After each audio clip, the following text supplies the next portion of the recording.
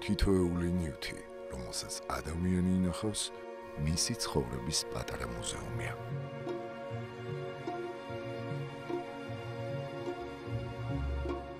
როგორია თქვენი ყოველდღიურობა, როცა თქვენ უყურებთ თქვენს ნამუშევარს, თქვენს მონაპოლარს, რასაც წლების განმავლობაში აკროვებთ? ესაა ჩემი ყველაფერი.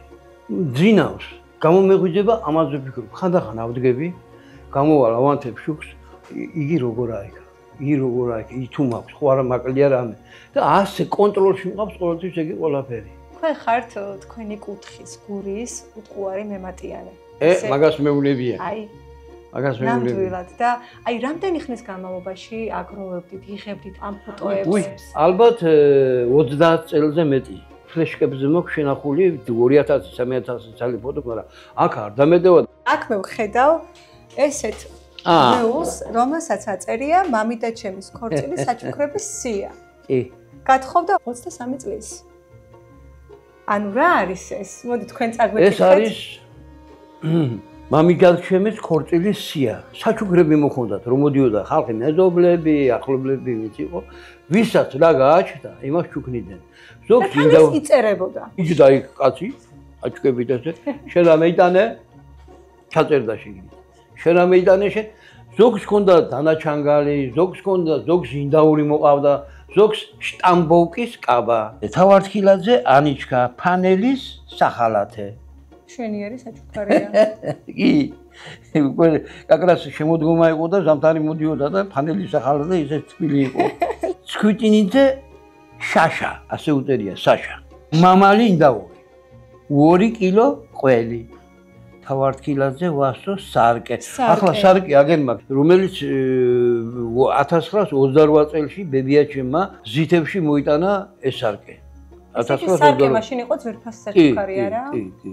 რამდენი წლის წინ იყო მამი და თქვენის ქორწილი? 65 წლის უკან, ანუ 70 შეიძლება.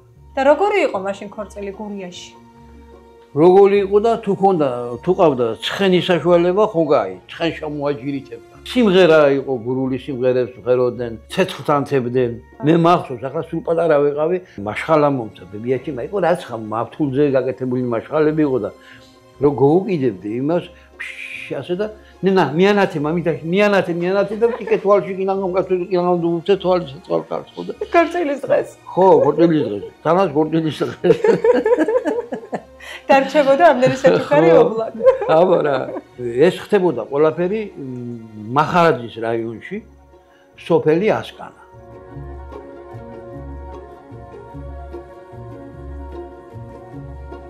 თქვენ იყავით ოპერატორი ძალიან დიდი ხნის განმავლობაში და გაქვთ უამრავი ვიდეო კამერა, რომელთაც საინტერესო ისტორიებს იღებდით. მოდით გაიხსენეთ რომელიმე საინტერესო ისტორია. აი ამ კამერებით გადაღებული. როცა დავიწყე მე მუშაობა 1994 წელს მივედი და დამხდა ეს კამერა. შეიცვალა ჩვენი ოპერატორი მაშინ.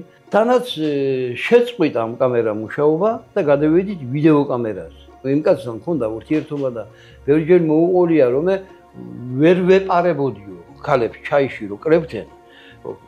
რახ ხმა ქონდა. ვინა? აი, მინ მოგვეპარა თა, აღანე. თითო და იძახებდნენ და გარბოდნენ. გურულად რო ვთქვათ, ჩაისო ჟვერავდითო. უხარისხო იყო ეს ჩაი და არაძლევდნენ ამის უფლებას. ხო და იღებდნენ ამას და მე აქვეყნებდნენ. მე ვიღებდი ჩვეულებრივად. გავაფრთხილებდით და აბა, ვიცოდი, ასე და იწყებდი კრებას. აი ამ სივრცეში რომელია თქვენთვის ყველაზე გამორჩეული ფოტო? საინტერესო ისტორია. საინტერესო, აი ძველ ფოტოებშიცა და ახალ ფოტოებშიც მაქვს, როცა აი მწვერვალზე ავედით და ეგერ სამი ვართ ერთად, თან გვეშინოდა როცა მივდიოდით და თან გვინდოდა რომ მივეღწია წარმატება. ძალიან უმტოვს ეს ფოტო. ქალბატონი ალექსანდრა. ის იყო შემოქმედებითი ქალბატონი, კლუბში, სოფლის კლუბში მუშაობდა, ყავდა ანსამბლი. ერთ დღეს მივედი მასთან და ქალბატონო ალექსანდრა მეთქი, უკვე ძალიან ღმათ იყო მოხუცებული, სურათი, ფოტო მინდა გადაგიღო მეთქი და აი მე ბიჭო გადაიღე. თემურ ფაფერაშვილი იყო ასეთი ჩვენი რეჟისორი, რომელიც გვასწავლიდა და ეს ფოტო მოეწონა რაღაც სასწაულად და მე შენ ერთ რამეს გთხოვ ძალიან უმითხრა. რომ ამ ფოტოს გავუფრთხილდი ძალიან მაგრათო. აი თქვენში ამჩინიეთ რომ მედი და მივხვდი რომ ხელოვნებასთან ახლო ხართ. მე ვფრთხილდები ამ ფოტოს. ერთი ქალი შემხდა, ყბა ქონდა ახეული. აი იჯდა. ერთი კბილი მქონდა და იგიც აფერი. შეიძლება რიგა მიჯდა და ამ შემოვლოდი ახლა აპერატი გადაუღეს. რა იყო ნენა? ნამეტანიკაი შანახავი ვარ, ხო? თქვენ გაქვთ ერთი ძაღლის ორი ფოტოსურათი 17 წლიანი ინტერვალით. ხო? ნაპრალაზე მეუნე. დიახ. დარწმუნებული ვარ ჩვენს მაყურებელს ძალიან დააინტერესებს ეს ისტორია. ძალიან საინტერესოა სხვადასხვა. ბაქოიანბეთ.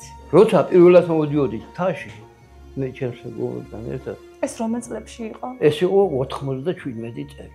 მივდივართ მყინვარწვერზე და უნდა ავიდეთ მეტეო სადგურში, სადაც ღამე უნდა გავათიო და მე იქიდან უნდა გავავლეროთ გზა. მეგზური არ ყავს.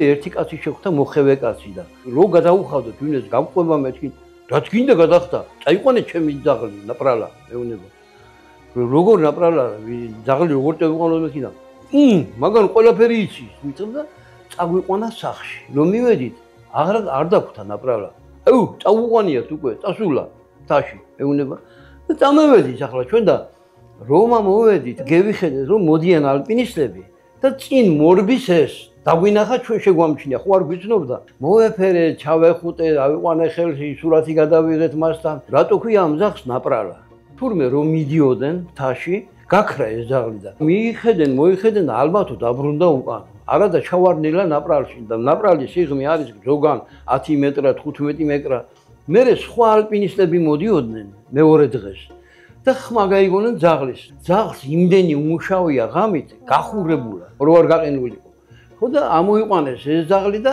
ამის შემდეგ დაეთქვა იმას ნაპრალა 17 წლის მერე ხედავ გაზეთში აგერ იმავე ადგილას სადაც მე გადავიღე იქიდან ერთი 150-200 მეტრში აგერ ნაპრალა მაგრამ მოხუცი ძალიან მოხუცი და ზურგჩანთა გვერდზე აქვს ის წერაყინი გვერდზე აქვს ხო და განძნელია ხმამოს რო ყოფი ცხრემლები წამომივიდა მივხვდი რომ ცოცხალი აღარ იქნებოდა იმიტომ 17 წელი გევიდა მას მერე და 4-5 წლის მაშინ იქნებოდა ასე რომ ორთავე სურათი მაქვს ის ახალგაზრდა ნაპრალა და მე ვიღაცის გადაღებული ძალიან მოხუცებული ნაპრალა თან რა იყო ის საინტერესო თოქში იბამდე მე არ ვიცი ასეთი ძაღლი თუ არსებობდა და შეიძლება ყოფილიყო ასეთი ჭკვიანი ძაღლი არ მეგონა ცას ვერ გამოვეკერებით ვერავინ და როცა დადგება ის დრო მე ვის მივჭი აგერ რომ არ დამიკარგოს ნახოს საზოგადოებამ და მომავალმა თაობამ რომელიც არ იცნობს იმ ძველ თაობას აი ეს ამაზე ვოცნებობ და ამაზე ვფიქრობ გამოდმე